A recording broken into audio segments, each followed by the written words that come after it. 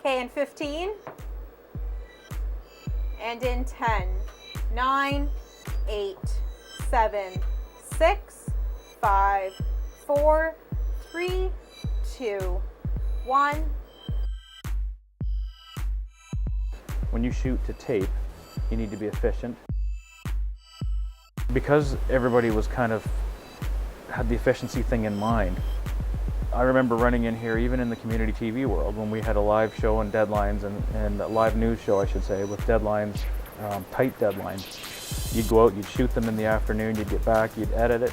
If interviews were hard to track down and things kind of got behind schedule, let's say you had to have the thing ready for air by 5, you'd be popping in the door at 4:30. And we would slam the tape from the camera right into the deck, have a blank tape on the go, sit down and start editing right away, because the reporter would be sitting with you and they'd say, okay, I want this here, I want this there, and you'd go in order and you'd have a story pretty much shot and edited, a 2 to 3 minute story. You'd have it edited, I should say. We could do it like Patty and I did them in 20 minutes. The downside was, unless you had an AB roll edit suite, you couldn't dissolve.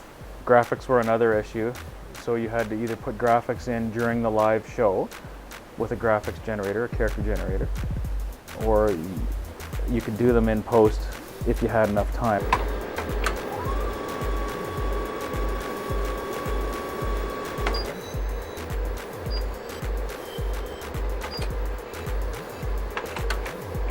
The size of the tape has physically, obviously it's a lot smaller.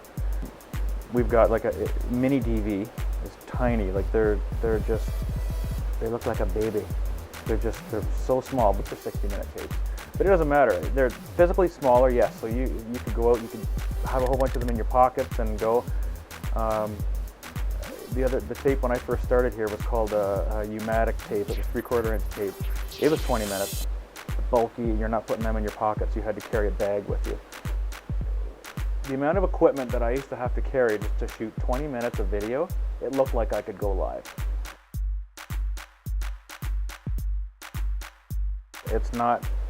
It's very rare to snap a tape. 9 times out of 10, well actually, yeah, 9.5 times out of 10, the tape will physically break only when the operator tries to get it out of the camera, if it's been threaded around the little parts in the camera. Because then when you pull the tape out, you're like going, okay, there we go, and you're touching it, which is also bad. But if it does snap, and we've done this with a deadline, you can cut the wrinkles out and use Scotch tape on the proper side, opposite to where the head is. You can get it back.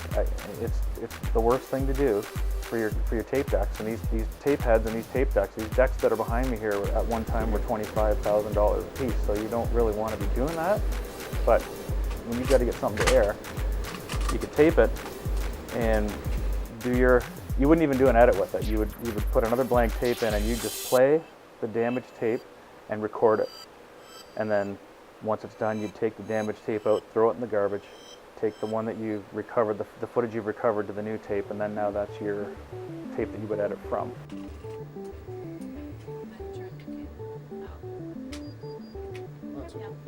So if we were to switch over to new equipment right now, obviously there's going to be a learning curve. So with this learning curve, yeah, it's gonna slow things down a little bit. But as far as the actual efficiency of the production, we've got cameras in the studio there that are 27 years old.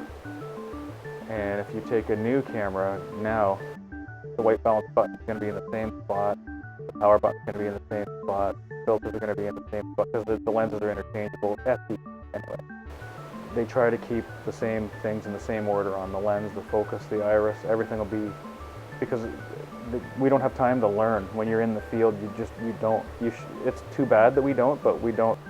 Like I can grab a camera now and I don't have to look around the front to see where the white balance is. I just know that it's there, and you feel for it. Different manufacturers will have different little gimmicky buttons that are around for headphone volumes and stuff like that. Otherwise, yeah, there's definitely a learning curve for sure. I need to learn more. I need to go back to school.